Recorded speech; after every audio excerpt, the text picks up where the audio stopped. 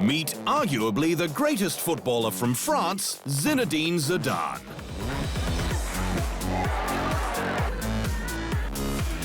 Perhaps the most elegant athlete to ever play the game, Zidane's divine technical skills meant he was in the spotlight with every touch of the ball, and yet he shunned the spotlight despite his shiny head. The slender attacking midfielder was a superior, cerebral footballer for club and country, able to use his cranium for good and for the not-so-good. He may have been a master with a ball at his feet, but not even Zizou can outmaster the truth.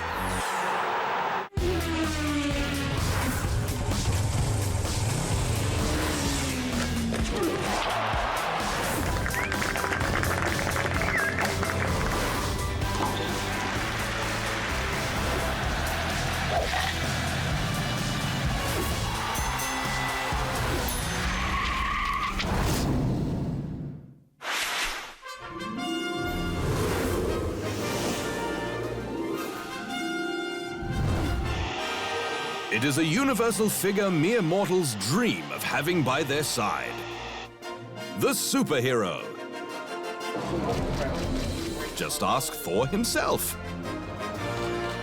People love to think there's something out there greater and stronger to come and help save them and lead them, and also it's the fantasy of it too. Today's heroes in the sporting world have helped save results and led their clubs to tournament conquests. But who are some of our heroes' heroes?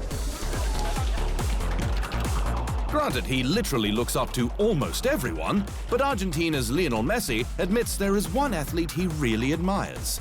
Six-time Olympic sailor Santiago Lange.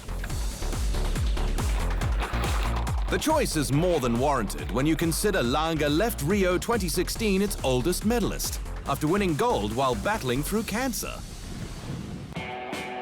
Another modern-day football hero, Portugal's Cristiano Ronaldo, confesses he had three compatriots as idols growing up: Luis Figo, Rui Costa, and Fernando Couto. Meanwhile, in France, Zinedine Zidane initially idolized a Frenchman growing up. When I was a kid and played with my friends, I always chose to be Platini. I let my friends share the names of my other idols between themselves. However, that all changed when a Uruguayan attacking midfielder nicknamed the Prince came to play for his hometown side, Olympique Marseille. For Zizou, that move changed everything. The football player that inspired me when I was in my early teenage years was Enzo Francescoli, the attacking midfielder who played 1 year for Olympique de Marseille. I would watch him on TV or at the stadium, and he really inspired me throughout my career, and even beyond that as well.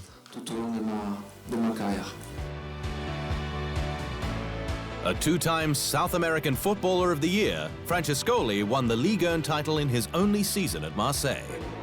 But while Zidane never played for his hometown club, he'd end up winning much, much more. Coming up, Zidane becomes football's ultimate magician.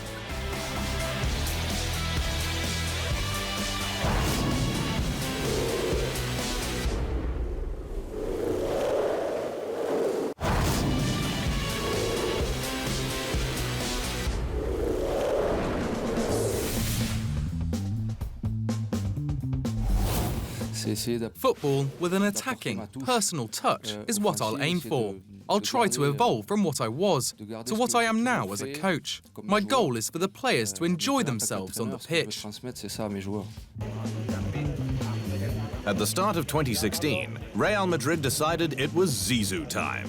Having been called to replace Rafa Benitez as the club's new manager, Zinedine would have the arduous task of pleasing his fire-happy president, Florentino Perez. With his only previous coaching experience coming from assistant stints with the team in the past, he had his work cut out for him.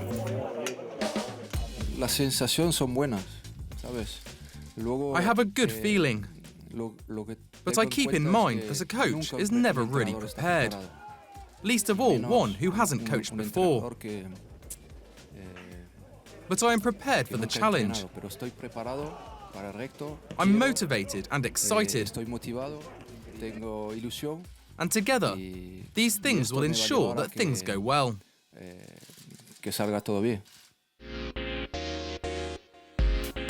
Things going well was an understatement. Zidane was able to win his first El Clasico and later that year guided the team to its 11th Champions League title.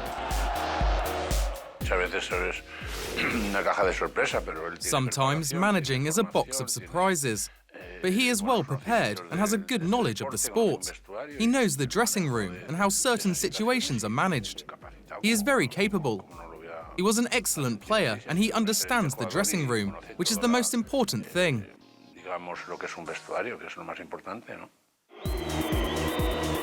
With the trophy, not only did he become just the 7th man to win it as both a player and a coach, but only the 2nd to have achieved that feat while with Real Madrid.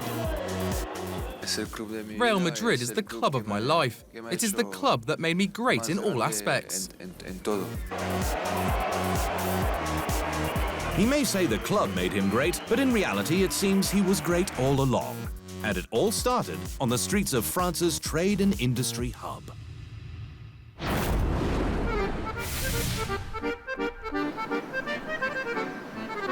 The 2013 European Capital of Culture, Marseille is arguably the nation's most dynamic city, boasting France's largest port for commerce, cruise ships and freight. But there was once a time when France's largest city on the Mediterranean coast was the main entrance port for over 1 million immigrants following World War II. Included in this influx were the Algerian parents of Zinedine Zidane. Zidane was born in an underprivileged part of town in 1972, and while other kids lost themselves in petty crime, Zizou found his calling in football. He'd go past 1, 2, 3, 5, 6 players. It was sublime. His feet spoke with the ball, said his first coach at Caen, Jean Varro. However teased for what opponents called ghetto origins, he sometimes let his fists do the talking. He then spent 4 seasons at Bordeaux before he was drawn to the enticings of an old lady.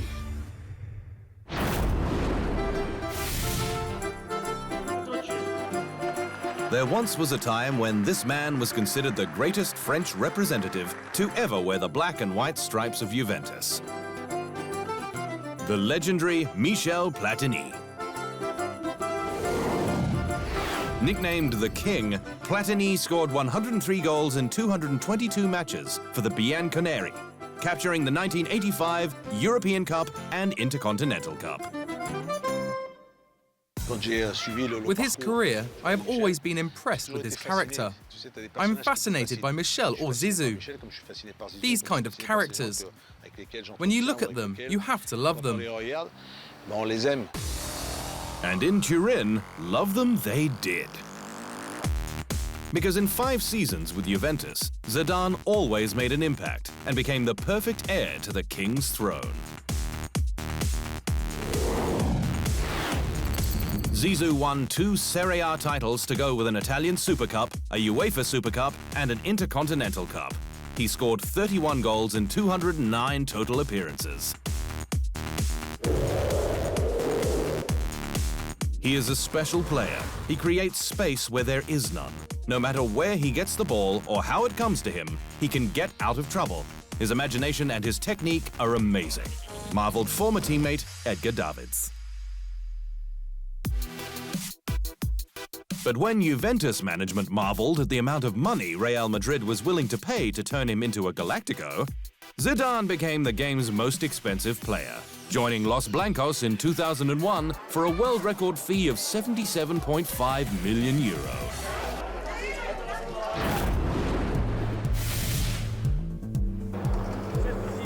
At Madrid, Zidane would find himself amongst many other superstars of the game. Ronaldo, Luis Figo, Roberto Carlos, even David Beckham. But he became the greatest Galáctico of them all. Case in point, the 2002 Champions League final against Bayer Leverkusen. where Zizou scored the game-winning goal with a stunning volley hit with his weaker left foot. Zidane's strike broke the 1-1 deadlock and secured Real's 9th Champions League title. To this day, the goal is still considered one of the greatest ever scored in the competition. My goal? Well, it entered into the history books. I think scoring that goal is something that happens just once in a lifetime. It happened to me, so I'm happy. Zidane ended his career in 2006, but not before guiding the club to a La Liga title, a Spanish Super Cup, the previously mentioned UEFA Champions League, a UEFA Super Cup, and an Intercontinental Cup. He scored 49 goals in 225 matches. Once he retired, Zidane found he had lots of free time on his hands, time he dedicated to various charity initiatives. So when his wife Veronique's hometown club from Rodez was left for dead in the French 4th Division and facing bankruptcy, Zidane gathered a few friends from his glory days on the national team and held a reunion match to raise money before donating some of his own to help the cause. We are trying to save the club, and on top of that, we are helping a charity, so it's all good. He also happily took part in the UEFA-supported Match Against Poverty as a UN ambassador, showing off his still sublime skills. It's so important to be supported by all these players that come and play with us, and by the fans who come to the stadium. And that is critical, because we highlight a problem, a world problem, which touches all countries. With time, I hope that one day we can say that we are no longer needed for this.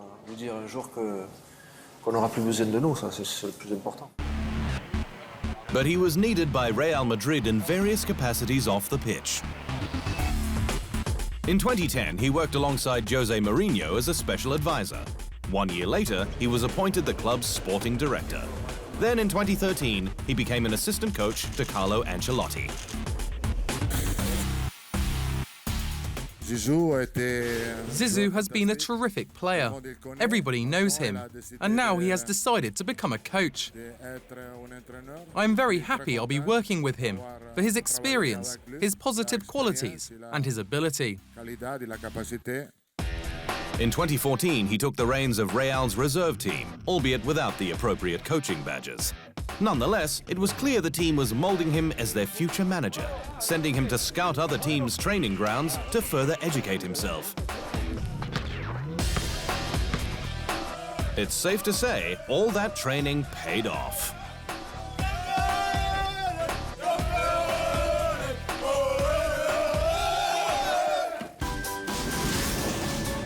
After the break, Zidane and Le Bleu.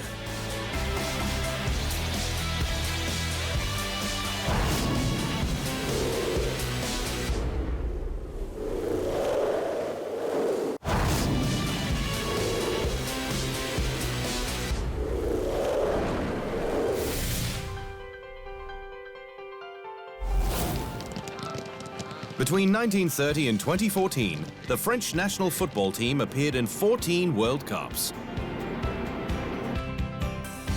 Their heyday came in the 1980s, when Le Bleu could rely on the likes of midfielders Alain Giresse and Jean Tigana, and of course, their captain, Michel Platini. In fact, the team recorded 4th and 3rd place finishes in consecutive World Cups, with a European Championship title sandwiched in between. But when Platini and company departed, the French were left singing Le Bleu. That's because they failed to qualify for the following 2 World Cups altogether. And having been given hosting duties for the tournament in 1998, things desperately needed to change. Fortunately for France, that change was already well underway. The team was made up of some of the greatest football names of their generation.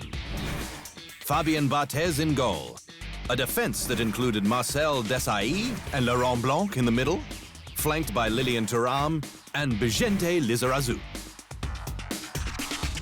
The midfield boasted the likes of Emmanuel Petit, Robert Pires, and Didier Deschamps.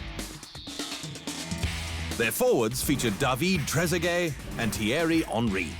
And of course, Zizou played in the attacking midfield position, adding his unique creative flair. He was France's great hope and a hero in Marseille, where his face looked out over his hometown, inspiring the football-mad teenagers who played for his first ever team, Nouvelle Vague. There's a lot of energy with the World Cup taking place in France. They are all dreaming of being pro. That gives a little more motivation for the youngsters. Soon, those youngsters would witness French football history.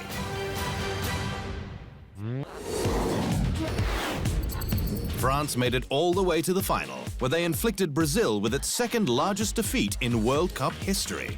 3-0 was the final score, with Zidane scoring twice. For the architect of so many magical football memories, Zidane admits this one probably tops the list. France against Brazil in '98 is a minor memory for me. No, I'm only joking. Obviously, one of the greatest memories of my life as a football player and in general. It was fantastic to win a World Cup in France against the great Brazil.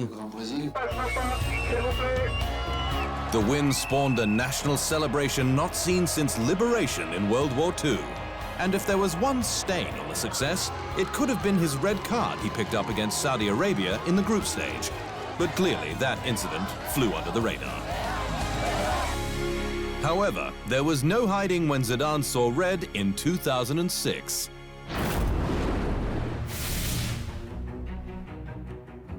France faltered at the 2002 World Cup, having been eliminated in the group phase. Hence, the 2006 edition was their chance to redeem themselves. But having barely qualified, then-coach Raymond Domenech begged Zidane, who had since retired from international competition, to return to the team. He agreed and was made captain. I think that everybody has the chance to go far. There are a lot of really good teams in the tournament. We'll try to do our maximum. And who knows, maybe we can go as far as '98. The pressure was on, with the nation counting on Zidane to return the team to past glory. He didn't disappoint until the final. Sure, things started off well. Freshly named tournament MVP before kickoff, Zidane quickly scored on a penalty just 7 minutes into the match. However, Marco Materazzi would tie the game, and the Italians would later win on penalties. But not before the goal scorers would be involved in an incident later immortalized in bronze. Because despite giving one final football masterclass, at the 110th minute, Zidane would headbutt Materazzi in the chest in an insane fit of rage. He was shown the second red card of his World Cup career, becoming only the second player to do so. And as he walked off the pitch in what would be his last game of professional football, Zidane taught the world another lesson. Don't ever make fun of his mother. Zidane would later confess, if you look at the 14 red cards I had in my career, 12 of them were a result of provocation. This isn't justification, this isn't an excuse, but my passion, temper, and blood made me react. Zinedine Zidane has been suspended for 3 matches and fined with 7,500 Swiss francs. Though the man may have been forgiven, the crime won't easily be forgotten. It wasn't the best way to end such a glorious career, but he was nonetheless given a hero's welcome back home.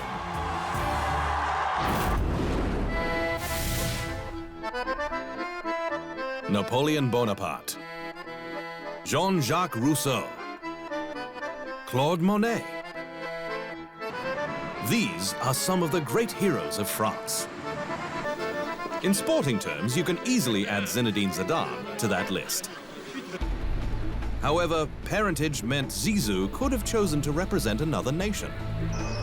Algeria is where his parents were born and raised, hence Zidane also holds Algerian citizenship. Considering the nation hadn't qualified for the World Cup between 1990 and 2006, who knows if Zizou could have guided them to the big dance. Nonetheless, he is still considered a hero in the country, with his presence garnering a reception fit for a king. My wish is to see Algeria participate in the big tournaments, as there are many great players.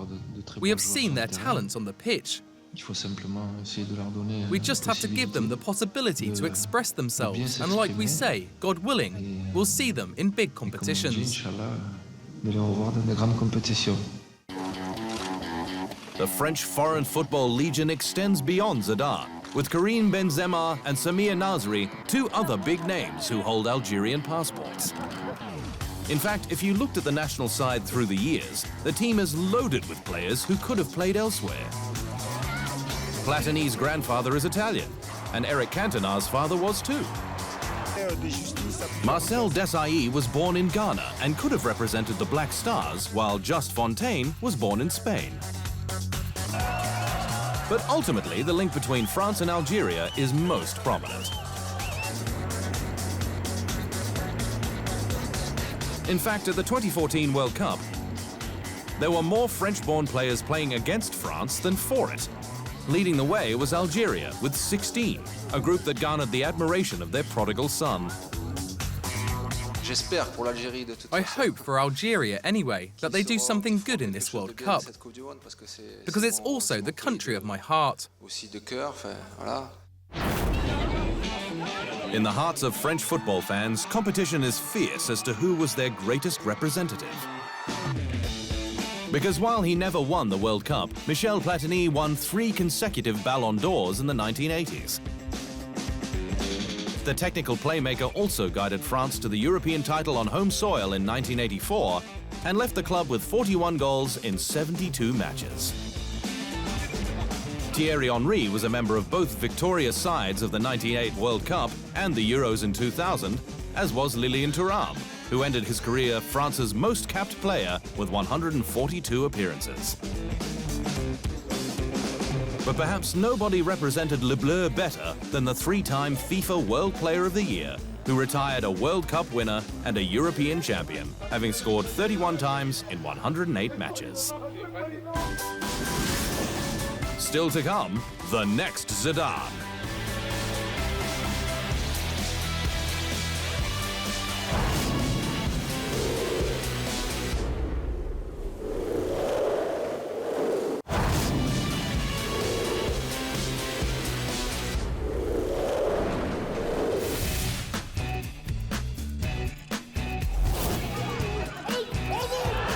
There once was a time when Sofiane Feghouli was touted as the next Zidane.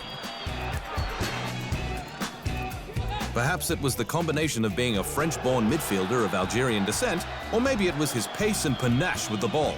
Nonetheless, he never lived up to the lofty expectations. He wasn't alone. Yoann Gourcuff was the closest thing to the real deal, with an elegance and tenacity that had France football fanatics dreaming they'd been saved once again. But they weren't.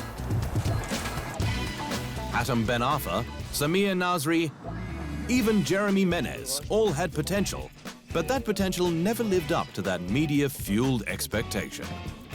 But the media can't ignore the next Zidane label when that player is literally a Zidane.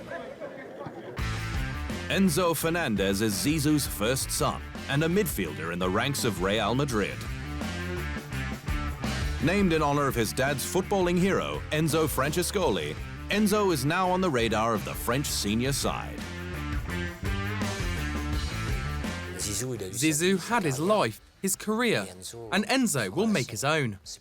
It's not easy when you're the son of a star, especially when that star is Zidane. The less we talk about him, the better. That may be the case, but if Enzo doesn't make it, there's always hope in Luca, Zizou's second son, who's a keeper in Real's system. His other 2 sons, Elias and Theo, also play on Real's youth teams.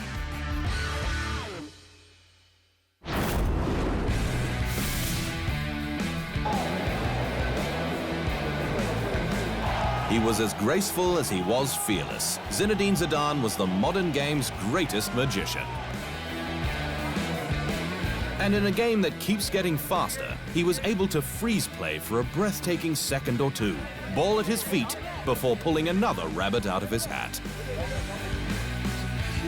It's safe to say that France's greatest footballer has left a legacy of tricks that may never be replicated, and a desire to return to that place where time once stood still. Viva Zizou! And that is the truth.